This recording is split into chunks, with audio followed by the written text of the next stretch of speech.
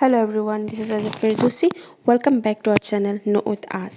আজি মই ডিসকাস কৰিম মেডিভেল পিৰিয়ডৰ দা আহোম যিটো টপিক আছে সেই আহোম টপিকটো মধ্যযুগীয় অসমত আহোমৰ শাসনকাল আৰু সিৰিয়েলি মই এটাৰ পিছত এটা ভিডিঅ' এনেকৈ দি আছোঁ আহোমৰ ওপৰত আৰু আজি আমাৰ যিটো টপিক হ'ব সেইটো হ'ব চক্ৰদচ সিংহৰ পৰা উদয়াদিত্য সিংহলৈ ইয়াৰ উদয়াদিত্য সিংহৰ ইয়াত এটা ইম্পৰ্টেণ্ট টপিক আছে শৰাইঘাটৰ যুদ্ধ গতিকে আজি আৰম্ভ কৰোঁ আহোমৰ শাসনকালত চক্ৰদচ সিংহৰ ৰাজপাট আৰু উদয়াদিত্য সিংহৰ ৰাজত্বকাল আজি আমি পঢ়িম চুপুংমুং বা চক্ৰদচ সিংহ চক্ৰদচ সিংহই আহোম নাম আছিলে কি চুপুংমুং আৰু ইয়াৰ হিন্দু মতে নাম লৈছিলে কি চক্ৰদচ সিংহ চক্ৰদচ সিংহৰ ৰাজত্বকাল 1663 পৰা 1670 লৈকে ৰাজত্ব কৰিছিল আৰু স্বৰ্গদেউ জয়দচ সিংহৰ মৃত্যুৰ পাছত চুপুংমুং অৰ্থাৎ চক্ৰদচ সিংহই আহোমৰ সিংহাসনত উঠে কেনেকৈ উঠিছিল শিঙৰি ঘৰত উঠি এওঁ চক্ৰদচ সিংহ নাম লৈছিল শিঙৰি ঘৰত উঠি প্ৰথমে হিন্দু মতে নাম লোৱা ব্যক্তিগৰাকীৰ নাম কি চক্ৰদচ সিংহ আৰু ইয়াৰ ৰাজত্বকাল আমি চাম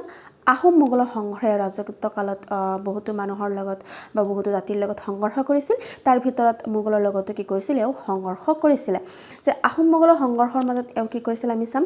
আহোম আছিল মোগলৰ কৰ্তলীয়া ৰজা আমি ইয়াৰ আগৰ পাৰ্টতে নিশ্চয় পাইছোঁ যে আমাৰ আহোম কি হৈ গৈছিলে মোগলৰ কৰ্তলীয়া ৰজা হৈ গৈছিলে এতিয়া কেনেকৈ হৈ গৈছিলে কিয় হৈ গৈছিলে এই কথাষাৰ মই আগৰ ভিডিঅ'ত ধুনীয়াকৈ কনসেপ্ট ক্লিয়াৰ কৰিছোঁ আপোনালোকৰ যদি কোনোবাই চোৱা নাই ভিডিঅ'টো তেতিয়াহ'লে আপোনালোকে মোৰ চেনেলত গৈ পেলাই ধুনীয়াকৈ ভিডিঅ'খিনি এটাৰ পিছত এটাকৈ চাব পাৰে তেতিয়াহ'লে আপোনালোকৰ নিশ্চয় কনসেপ্টটো ক্লিয়াৰ হ'ব কেনেকৈ আহোমে মোগলৰ কৰ্তলীয়া ৰজা হৈছিল আৰু কিয় হৈছিল এই গোটেই ডিটেইলছখিনি আমি আগৰ ভিডিঅ'তখিনি পাই যাম ঠিক আছে গতিকে মোগলে অত্যাচাৰত ব্ৰতী হৈ আছিল যিহেতু মোগলৰ কৰ্তলীয়া কোন আছিল আহোম আছিল মোগলসকলে কি কৰিছিল ইয়াতে ৰাজত্ব কৰিছিল আৰু সিহঁতৰ অত্যাচাৰত কি হৈছিল আহোমসকল বা আমাৰ অসমৰ যিমান জাতি আছিল সকলোৱে অসন্তুষ্ট প্ৰকাশ কৰিছিল মোগলৰ অত্যাচাৰত অতিষ্ঠ হোৱা দৰং ডিমৰীয়া বেলতলা ৰাণী জয়ন্তীয়া আদি ৰজাই চক্ৰদচ সিংহৰ প্ৰতি আনুগত্য প্ৰকাশ কৰি মোগলৰ বিৰুদ্ধে একেলগে যুঁজাৰ মনোভাৱ প্ৰকাশ কৰিছিল যেতিয়া সিহঁতে একেলগে সকলোৱে অসন্তুষ্ট প্ৰকাশ কৰিছিল মোগলৰ শাসনত তেতিয়া সকলোৱে মিলি ভাবিছিল যে মোগল শাসন কি কৰিব লাগে অসমৰ পৰা উফৰাই দিব লাগে সিহঁতে এইটো ভাবিছিল একেলগে সিহঁতে কি কৰিছিল এইটোৰ কাৰণে আহি পেলাই কাৰ লগ ধৰিছিল চক্ৰদচ সিংহক লগ ধৰিছিল আৰু লগতে প্ৰস্তুতিও চলাইছিল কেনেকৈ ইয়াক উফৰাই দিব তাৰ কাৰণে প্ৰস্তুতিও চলাইছিল প্ৰস্তুতি সম্পূৰ্ণ হোৱাত মোমাই তামুলী বৰবৰুৱাৰ সৰু পুত্ৰ লাচিতক বৰফুকনৰ পদবী দি গুৱাহাটী উদ্ধাৰৰ বাবে আহোমৰ নেতৃত্ব দি পঠাইছিল যে গুৱাহাটী কাৰ হাতত আছিল তেতিয়া মোগলৰ হাতত আছিল আৰু গুৱাহাটীখন উদ্ধাৰ কৰাৰ বাবে কাৰ মোমাই তামুলী বৰবৰুৱাৰ সৰু পুত্ৰ কোন লাচিতক বৰফুকনৰ পদবী দি তেতিয়া কি হৈ গ'ল লাচিত বৰফুকন সেই লাচিত বৰফুকনক কি কৰিলে গুৱাহাটী উদ্ধাৰ কৰিবৰ কাৰণে আহোমৰ নেতৃত্ব দি পঠিয়াইছিল সেই নিৰ্দেশ মৰ্মে 1667 চনৰ অক্টোবৰ মাহত লাচিত বৰফুকনে মোগলক খেদি গুৱাহাটী কাজলী বাহবাৰী আৰু পাণ্ডু অধিকাৰ কৰিছিল তাৰ পিছত আমি চাম তেতিয়াৰ মোগল সম্ৰাট কোন আছিল ঔৰংগজেব আছিল আৰু 1667ত ডিচেম্বৰ মাহত মোগলৰ পৰাজয়ৰ বাতৰি ঔৰংগজেবে পাইছিল তেতিয়া মোগল কি হৈ গৈছিল আহোমৰ হাতত পৰাজয় বৰণ কৰিছিল লাচিত বৰফুকনে আহি যেতিয়া গুৱাহাটীৰ লগতে বাহবাৰী পাণ্ডু কাজলী এইবিলাক অধিকাৰ কৰিছিল তেতিয়া আল্টিমেটলি মোগল হাৰিব লগা হৈছিল আৰু মোগলৰ এনেকুৱা পৰাজয়ৰ বাতৰি কোনে পাইছিল ঔৰংগজেবে পাইছিল ঔৰংগজেবে পোৱাৰ পিছত প্ৰত্যুত্তৰ স্বৰূপে মোগল সম্ৰাটে অম্বৰৰ ৰজা ৰামসিংহৰ নেতৃত্বত মোগল সেনাবাহিনী পঠিয়াইছিল অসম জয় কৰিবলৈ 1669ত ৰামসিংহই ৰঙামাটি পালেহি ৰঙামাটিৰ পৰা আহি তেওঁ হাজোত মূল ঘাটি পাতি যুদ্ধলৈ সাজু হ'ল কাৰ বিৰুদ্ধে আহোমৰ বিৰুদ্ধে তেতিয়া ৰামসিংহ কোন আছিল অম্বৰৰ ৰজা ৰামসিংহ কোনে পঠাইছিল ঔৰংগজেবে পঠাইছিল কিমান চনত 1669ত ক'ত আহি পালেহি ৰঙামাটি পালেহি কোন ৰামসিংহই কাৰ বিৰুদ্ধে যুঁজিবৰ কাৰণে আহোমৰ বিৰুদ্ধে যুঁজিবৰ কাৰণে ৰঙামাটিৰ পৰা আহি তেওঁ হাজোত মূল ঘাটি পাতি যুদ্ধলৈ সাজু হ'ল 1669ৰ 5 আগষ্ট তাৰিখে আহোমে মোগলক আলাবৈ নামৰ ঠাইত আহোমে মোগলক কি কৰিছিল আলাবৈ নামৰ ঠাইত আক্ৰমণ কৰিছিল যেতিয়া ৰামসিংহ আহোমৰ বিৰুদ্ধে যুঁজিবলৈ আহিছিল তেতিয়া আহোমেও খবৰ পাইছিল তেতিয়া আহোমে কি কৰি সহ্য কৰিব নোৱাৰি 1669 ৰে 5 আগষ্ট তাৰিখে কি কৰিলে আহোমে মোগলক ভাত বেটি আলাবৈ নামৰ ঠাইত কি কৰিলে আক্ৰমণ কৰিলে কিন্তু আহোমৰ পৰাজয় বৰণ কৰিছিল ইয়াতে আহোম কি হৈ গ'ল পৰাজয় হৈ গ'ল আৰু যুদ্ধত স্বৰ্গদেউ চক্ৰধ্বজ সিংহৰ কি হৈ গ'ল মৃত্যু হৈ গ'ল তাৰ পিছত 1665ত নগা আৰু মিৰিৰ বিৰুদ্ধে অভিযান ইয়াৰ যেহেতু আমাৰ মোগলৰ আৰু আহোমৰ সংঘৰ্ষ কেতিয়া হৈছিল মোগল আহোমৰ সংঘৰ্ষ কিমানত হৈছিল ইয়াত আমি চাম মোগল আহোমৰ সংঘৰ্ষ হৈছিল 1669ত ঠিক আছে 69ৰ আগত যেতিয়া 1665 আছিল চক্ৰধ্বজ সিংহৰ ৰাজত্ব কালত আৰু এটা জাতিয়ে আৰু দুটা জাতি নগা আৰু মিৰি দুটা জাতিয়ে কি কৰিছিল দুটা জাতিৰ বিৰুদ্ধেও চক্ৰধ্বজ সিংহই কি কৰিছিল অভিযান চলাইছিল এটা হৈছে এটা চাম আমি বানচংগীয়া নগা আৰু বানফেৰা নগা নগা জাতিৰ মাজত দুটা কি আছিল ডিভাইড আছিল এটা হৈছে বানচংগীয়া নগা আৰু এটা হৈছে বানফেৰা নগা এই দুটা নগা জাতিৰ মাজত বিবাদ হোৱাত বানফেৰা নগাসকলে আহোম ৰজাৰ শাসন সহায় ভিক্ষা কৰে তেতিয়া চক্ৰধ্বজ সিংহই এদল সৈন্য পঠিয়াই বানচংগীয়া নগাসকলক দমন কৰিছিল ইয়া আছিল আমাৰ কি নগাসকলৰ বিৰুদ্ধে 1665ত চক্ৰধ্বজ সিংহৰ কি অভিযান ঠিক আছে এতিয়া মিৰুৰ বিৰুদ্ধেও কি কৰিছিল অভিযান চলাইছিল এতিয়া আমি চাম আৰু একে সময়তে মিৰিবিলাকে আহোম ৰাজ্যৰ ভিতৰত সোমাই লুটপাট কৰাত তেওঁলোকৰ বিৰুদ্ধেও অভিযান চলোৱা হয় আৰু মিৰিসকল পলাই যায় তেতিয়া চক্ৰধ্বজ সিংহৰ ৰাজত্ব কালত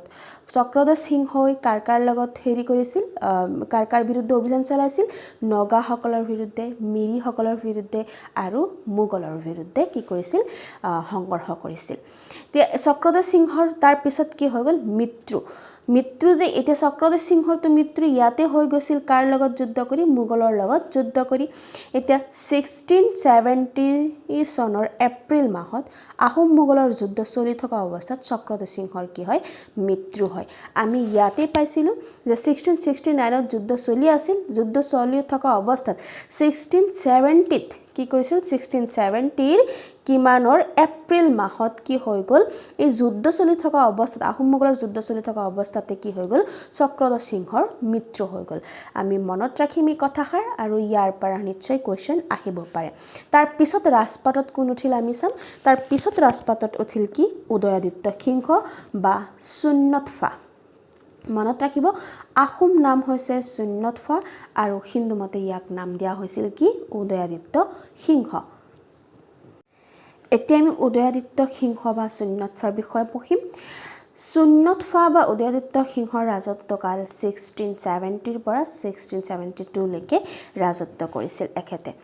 আহোম মোগলৰ সংঘৰ্ষৰ কালছোৱাত মৃত্যুবৰণ কৰা জ্যেষ্ঠ ভাতৃ চক্ৰধ্বজ সিংহৰ পিছতেই তেওঁ ৰাজপাটত বহে চক্ৰধ্বজ সিংহৰ ভাতৃ কোন হয় উদয়াদিত্য সিংহ আৰু চক্ৰধ্বজ সিংহৰ মৃত্যুৰ পিছতে তেওঁ কি কৰে উদয়াদিত্য সিংহই ৰাজপাটত বহে ৰাজপাটত বহি তেওঁ আহোম মতে সুন্নতফা আৰু হিন্দু মতে উদয়াদিত্য সিংহ নাম লয় আহোম মোগলৰ একেটাৰ দিনতো আহোম আৰু মোগলৰ মাজত সংঘৰ্ষ হৈছিল এতিয়া আমি চাম আহোম মোগলৰ সংঘৰ্ষ আমি এই সংঘৰ্ষটো বা উদয়াদিত্য সিংহৰ ৰাজত্বকালটো আমাৰ কাৰণে বা অসমৰ যিকোনো কম্পিটিটিভ এক্সামৰ কাৰণে খুবেই বেছি ইম্পৰ্টেণ্ট যিহেতু এই শাসনকালতে এখেতৰ শাসনকালতে কি হৈছিল শৰাইঘাটৰ যুদ্ধ হৈছিল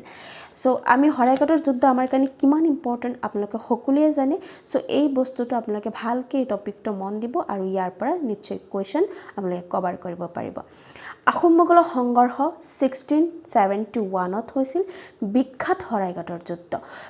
শৰাইঘাটৰ যুদ্ধ কিমানত হৈছিল 1671ত কি কৰিছিল শৰাইঘাটত সংঘটিত হৈছিল কি কোনটো মাহত মাৰ্চ মাহত ঠিক আছে তেতিয়া আহোমৰ সেনাপতি কোন আছিল লাচিত বৰফুকন আৰু মোগল কোন আছিল অম্বৰ ৰজা ৰামসিংহ মোগলৰ সেনাপতি ৰামসিংহ আৰু আহোমৰ সেনাপতি লাচিত বৰফুকন দুইজন সেনাপতিৰ মাজতে কি কৰিছিল শৰাইঘাটৰ যুদ্ধ হৈছিল শৰাইঘাট নামৰ ঠাইত কেতিয়া মাৰ্চ মাহত কিমানত 1671 মনত ৰাখিব 1671ত কি হৈছিল শৰাইঘাটৰ যুদ্ধ হৈছিল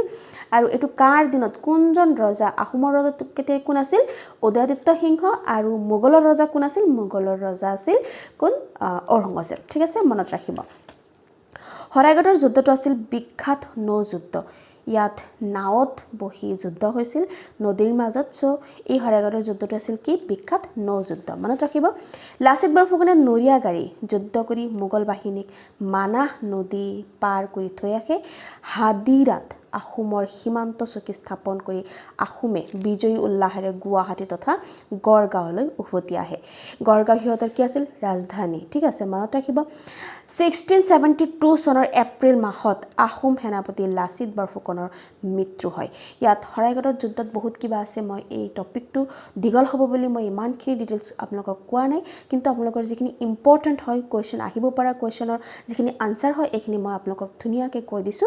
যে শৰাইঘাটৰ যুদ্ধ কাৰ মাজত হৈছিল শৰাইঘাটৰ যুদ্ধ মোগল আৰু আহোমৰ মাজত হৈছিল আহোমৰ এতিয়া ৰজা আছিল কোন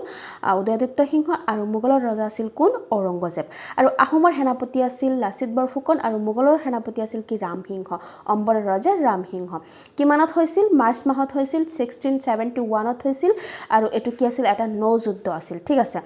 আৰু হিহঁতে লাচিত বৰফুকনে নৰিয়া গাড়ী যুদ্ধ কৰিছিল মানে অহস্ত গাড়ী কি কৰিছিল যুদ্ধ কৰিছিল আৰু হাদিৰাত আহোমৰ সীমান্ত চকী স্থাপন কৰিছিল ঠিক আছে আৰু হিহঁতে গুৱাহাটীত গড়গাঁৱলৈ উভতি গড়গাঁও হিহঁতৰ কি আছিল তেতিয়া ৰাজধানী আছিল হিহঁতে মনত ৰাখিব গড়গাঁও হিহঁতৰ কি আছিল ৰাজধানী আছিল তাৰ ঠিক এবছৰ পিছতে 1672ত এপ্ৰিল মাহত আহোম সেনাপতি লাচিত বৰফুকনৰ কি হয় মৃত্যু হয় যে উদয়াদিত্য সিংহৰ দিনত অকল যে মোগলৰ লগতে যুদ্ধ কৰিছিল বা সংঘৰ্ষ কৰিছিল এনে নহয় উদয়াদিত্য সিংহই ডফলাৰ বিৰুদ্ধে কি কৰিছিল সংঘৰ্ষ কৰিছিল বা বিৰুদ্ধে অভিযান চলাইছিল 1672ত ডফলাৰ বিৰুদ্ধে অভিযান চলাইছিল কোনে উদয়াদিত্য সিংহই আৰু তাৰ পিছত উদয়াদিত্য সিংহৰ ৰাজত্বকালত আৰু এটা বস্তু আমি ইয়াক বিশেষকৈ দেখা পাওঁ হেতু হৈছে পৰমানন্দ বৈৰাগীৰ প্ৰভাৱ পৰমানন্দ বৈৰাগী কোন হয় এটা আমি চাম উদয়াদিত্য সিংহৰ ৰাজত্বকালত পৰমানন্দ বৈৰাগী নামৰ এজন সন্ন্যাসীৰ আগমন ঘটে কি কৰিছিল এজন সন্ন্যাসী পৰমানন্দ বৈৰাগী নামৰ এজন সন্ন্যাসী কি কৰিছিল উদয়াদিত্য সিংহৰ ৰাজপাটত আহি পেলাই আগমন ঘটিছিল আহিছিল আৰু ৰজাৰ ওপৰত তেওঁ যথেষ্ট প্ৰভাৱ বিস্তাৰ কৰে আহি পেলাই বিভিন্ন জাদুবিদ্যাৰে বিভিন্ন ধৰণৰ মানে ক্যাৰিজমেটিক পাৱাৰে কি কৰিছিল উদয়াদিত্য সিংহক কি কৰিছিল প্ৰলোভন দেখুৱাইছিল বা উদয়াদিত্য সিংহৰ মন জয় কৰিছিল সেই কাৰণে এনেকুৱা কিছুমান সন্ন্যাসী যেহেতু আছিল এনেকুৱা কিছুমান ক্যাৰিজমেটিক কাম কৰিছিল যাৰ কাৰণে উদয়াদিত্য সিংহই তাক কি কৰিছিল খুবেই ভাল পাই গৈছিল মানুহজনক তো পৰমানন্দ সন্ন্যাসী গোকুলপুৰী সন্ন্যাসী নামেৰেও জনা যায় পৰমানন্দ সন্ন্যাসীৰ আন এটা নাম কি গোকুলপুৰী সন্ন্যাসী বুলিও কোৱা হয় ইয়াক তাৰ পিছত পৰমানন্দ সন্ন্যাসীক ইমানেই ভাল পাইছিল উদয়াদিত্য সিংহই যে বিভিন্ন ধৰণৰ মানে কিছু অলৌকিক ঘটনা দেখুৱাইছিল যাৰ কাৰণে উদয়াদিত্য সিংহই বহুত ভাল পাইছিল আৰু ভাল পাই পেলাই এখেতৰ কি কৰিছিল শিষ্যত্ব গ্ৰহণ কৰিছিল কি উদয়াদিত্য সিংহই আৰু নিজে ৰজা হৈ শিষ্যত্ব গ্ৰহণ কৰাৰ পিছত আৰু কিছুমান এনেকুৱা ডাঙৰীয়া বা বিষয়ববীয়া সকলক কি কৰিছিল উপদেশ দিছিল বা নিৰ্দেশ দিছিল কি কৰিবৰ কাৰণে ইয়াৰ শিষ্যত্ব পৰমানন্দ সন্ন্যাসীৰ শিষ্যত্ব গ্ৰহণ কৰিবলৈ কিন্তু কিছুমানে গ্ৰহণ কৰিছিল যদিও কিছুমানে কি কৰিছিল তাৰ বিৰোধিতা কৰিছিল তাৰ ভিতৰত কোনে কোনে বিৰোধিতা কৰিছিল ইয়াৰ ভিতৰত যে আমি চাব যাওঁ তেতিয়া হলে আমি ইয়াত চাম বৈষ্ণৱ মহন্তৰ ওপৰত অত্যাচাৰ কিয় অত্যাচাৰ কৰিছিল যে বৈষ্ণৱ মহন্ত সকলক কি কৰিছিল পৰমানন্দ সন্ন্যাসীৰ শিষ্যত্ব গ্ৰহণ কৰিবৰ কাৰণে নিৰ্দেশ দিছিল যদিও কিন্তু বৈষ্ণৱ মহন্তবিলাকে কি কৰা নাছিল ইয়াৰ বিৰোধিতা কৰিছিল শিষ্যত্ব গ্ৰহণ কৰা নাছিল যাৰ কাৰণে বৈষ্ণৱ মহন্তৰ ওপৰত উদয়াদিত্য সিংহই বিভিন্ন ধৰণৰ অত্যাচাৰ চলাইছিল এতিয়া আমি ভিতৰত পঢ়ি চাম পৰমানন্দ সন্ন্যাসীৰ দ্বাৰা প্ৰভাৱিত হৈ উদয়াদিত্য সিংহই 12 জন বৈষ্ণৱ মহন্তক সন্ন্যাসীজনৰ শৰণ ল'বলৈ কয় মহন্তসকলে ইয়াৰ বিৰোধিতা কৰাত বৈষ্ণৱ মহন্তৰ ওপৰত ৰজাই অত্যাচাৰ চলায় আপোনালোকে আগতেও গম পাইছে যে যেতিয়া বৈষ্ণৱ মহন্তই 12 জন বৈষ্ণৱ মহন্তক কি কৰিছিল নিৰ্দেশ দিছিল যে শৰণ ল'বলৈ কিন্তু বৈষ্ণৱ মহন্তই কি কৰিছিল শৰণ লোৱাত নিজকে অপমানবোধ কৰিছিল যাৰ কাৰণে শৰণ লোৱা নাছিল আৰু ইয়াৰ বিৰোধিতা কৰিছিল বিৰোধিতা কৰাৰ লগে লগে উদয়াদিত্য সিংহই কি কৰিছিল বৈষ্ণৱ মহন্তৰ ওপৰত বিভিন্ন ধৰণৰ অত্যাচাৰ চলাইছিল ইহঁতক কি কৰিছিল বন্দী কৰি থৈছিল আৰু কৈছিল যে মানে যেতিয়ালৈকে অলৌকিক কাৰ্য সিহঁতে দেখুৱাব নোৱাৰে তেতিয়ালৈকে তাৰ পৰা কি কৰি দিয়া নহয় মুক্তি দিয়া নহয় বুলি তেনেকৈ বিভিন্ন ধৰণৰ অত্যাচাৰ চলাইছিল তাৰ পিছত ইয়াৰ বৈষ্ণৱ মহন্তৰ মানুহৰ পৰাই যিবিলাক মানুহে এই ৰাজপাটত পৰমানন্দ সন্যাসীক বিৰোধিতা কৰিছিল তাৰ পৰা এজন মানুহ যাৰ নাম দেবেৰা হাজৰিকা আছিল। এই দেবেৰা হাজৰিকাই পৰমানন্দ সন্যাসীৰ বিৰোধিতা কৰি ৰজাৰ সৰু ভায়েক শুক্লম্ফা ওৰফে সৰু গোহাঁই যাৰ নাম হিন্দু মতে ৰামদাস সিংহ বোলা হয়, এই সিংহাসন দখল কৰাত সমৰ্থন কৰিব বুলি পতিয়ন নিয়াই দেবেৰা হাজৰিকাই পৰমানন্দ সন্যাসীৰ বিৰোধিতা কৰিছিল আৰু কৰি পেলাই উদয়াদিত্য সিংহৰ সৰু ভায়েক যাৰ নাম আছিল হিন্দু মতে ৰামদাস সিংহ বা শুক্লম্ফা বা ওৰফে সৰু গোহাঁই বুলি কোৱা হৈছিল, এখেতক কি কৰিছিল আহি পেলাই পতিয়ন নিয়াইছিল যে কি আপোনাক সিংহাসন দখল কৰিব, আপুনি সিংহাসন দখল কৰিব, তাৰ কাৰণে মই আপোনাক কি কৰিম সমৰ্থন কৰিম বুলি পতিয়ন নিয়াইছিল। আৰু ৰজাৰ বিৰুদ্ধে ষড়যন্ত্ৰ কৰিছিল কোনে? দেবেৰা হাজৰিকাই, যে এইজন ৰজাক ৰাজপাটৰ পৰা উফৰাই কাক ৰজা পাতিব বুলি মনে মনে ভাবিছিল? শুক্লম্ফাক বা ৰামদাস সিংহক কৈছিল যে আপোনাক ৰজা পাতিম, আপুনি এই উদয়াদিত্য সিংহক ৰাজপাটৰ পৰা উফৰাই দিবলৈ মোক কি কৰক? সহায় কৰক। তাৰপিছত কি কৰিছে? সেইকাৰণে সেই ফলতেই ৰজাক চল চাতুৰেৰে গৃহবন্দী কৰি দুজনে কোনে? শুক্লম্ফা আৰু কোনে? দেবেৰা হাজৰিকাই মিলি আৰু কিছুমান ডাঙৰীয়াসকলক লৈ পেলাই, যিসকলে বিৰোধিতা কৰিছিল সিহঁতক সকলোকে লৈ পেলাই বিভিন্ন চল চাতুৰে কি কৰিছিল? উদয়াদিত্য সিংহক গৃহবন্দী কৰিছিল। ইয়াত বহুত ডাঙৰ কাহিনী আছে, মই ইয়াত এইখিনি ক'বলৈ নাযাওঁ যিহেতু ভিডিঅ' বহুত দীঘল হৈ যাব আৰু আপোনালোকৰ এইখিনি ইমানো দৰকাৰ নহয়, জাষ্ট আমি কুৱেশ্যন আনচাৰখিনি জানিলেই হ'ল, হয় নে নহয়? গৃহবন্দী কৰিছিল আৰু সৰু ভায়েকে নিজকে ৰজা ঘোষণা কৰিছিল। গৃহবন্দী কৰাৰ পিছত উপায় নাপায় উদয়াদিত্য সিংহই পলাব নোৱাৰিছিল আৰু পলাব নোৱাৰাত উদয়াদিত্য সিংহৰ সৰু ভায়েক শুক্লম্ফা ওৰফে সৰু গোহাঁই বা আমি ৰামদাস সিংহ যাক কওঁ, ৰামদাস সিংহই নিজকে কি কৰিছিল? ৰজা ঘোষণা কৰিছিল আৰু উদয়াদিত্য সিংহক ক্ষমতাচ্যুত কৰিছিল। তাৰ পিছত ক্ষমতাচ্যুত কৰাৰ পিছত এইখিনিতে সিহঁতে ক্ষান্ত থকা নাছিল। উদয়াদিত্য সিংহক কি কৰিছিল? চৰাইদেউ পাহাৰৰ ফালে নি তাতে মৃত্যুদণ্ড বিহিছিল আৰু ভৱিষ্যতে এনে কোনো নতুন ৰীতি নীতি প্ৰচলন কৰিবলৈ বিচৰা লোকৰ বাবে সতৰ্কবাণী হিচাপে তেওঁৰ মৃতদেহটো ভুৰুত বান্ধি দিখৌ নৈত কি কৰিছিল? উটুৱাই দিছিল। যে ইয়াত যে এটা হেৰি আছে নতুন ৰীতি নীতি মানে কি? এই যে বৈষ্ণৱ মহন্তক যে সিহঁতে কি কৰিছিল? অপমান কৰিছিল, পৰমানন্দ সিংহক কি কৰিছিল?